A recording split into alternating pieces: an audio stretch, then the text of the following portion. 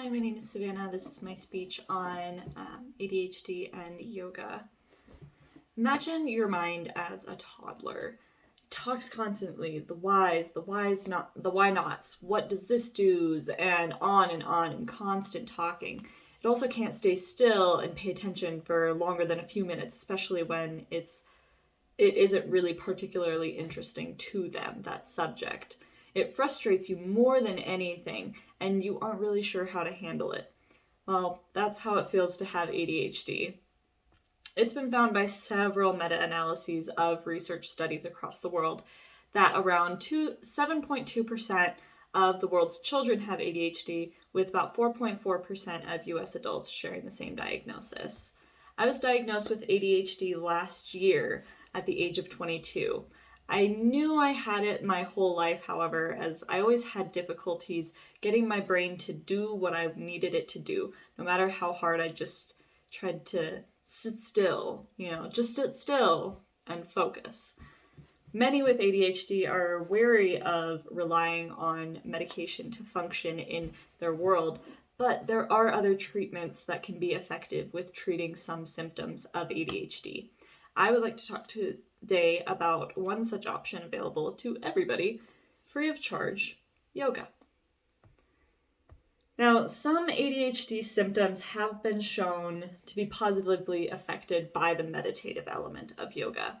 And there's two elements of yoga, that meditative and the physical. According to one study by Cho and Huang in 2017, different from normal physical exercise, yoga practicing steers individuals to master certain breathing techniques, postures, and cognitive control, which can help promote self-control, body awareness, and stress management. Mindfulness is one of the key aspects of yoga as well, or noting feelings without judgment, including on the brain and on the body. CHAD, the Organization for Adults and Children with ADHD, suggests that yoga, especially with children, can help to note and control feelings that may make playing with other children difficult. This can translate to the adult mind with coworkers and friends that you may not know as well, and kind of difficult to let yourself go around them. Meditation also serves to refocus the mind, with one method of meditation zeroing in on fixating attention on an object or even breathing.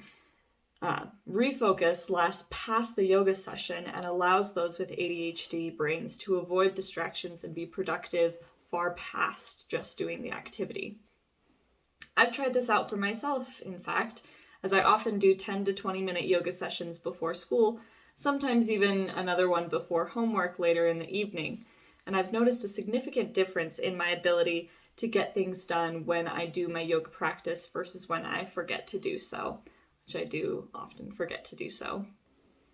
The other aspect of yoga is movement. Some ADHD symptoms have been shown to be positively affected by the movement of yoga. ADHD brains have deficient levels of dopamine and norepinephrine, which both increase our brain's arousal transmitters to do any task.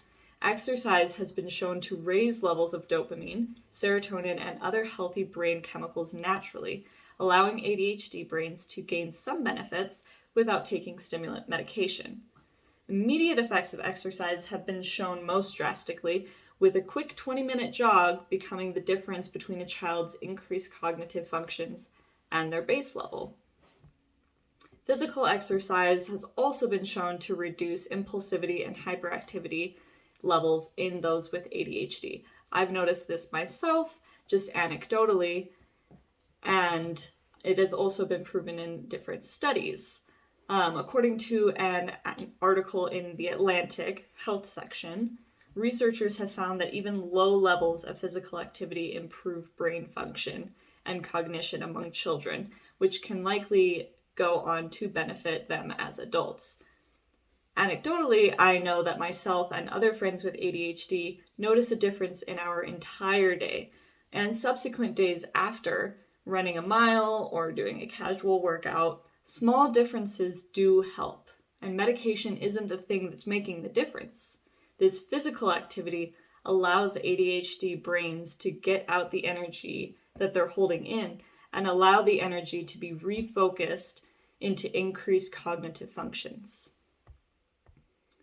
So, really, yoga is just an effective and inexpensive treatment option for many people with ADHD to control their symptoms. Why does this matter? Well, medical treatment in the United States is some of the most expensive in the world, which is why finding inexpensive treatment options for our mental health is important. Even if you don't have ADHD, yoga and other meditation practices can be beneficial for improving overall wellness. Thank you.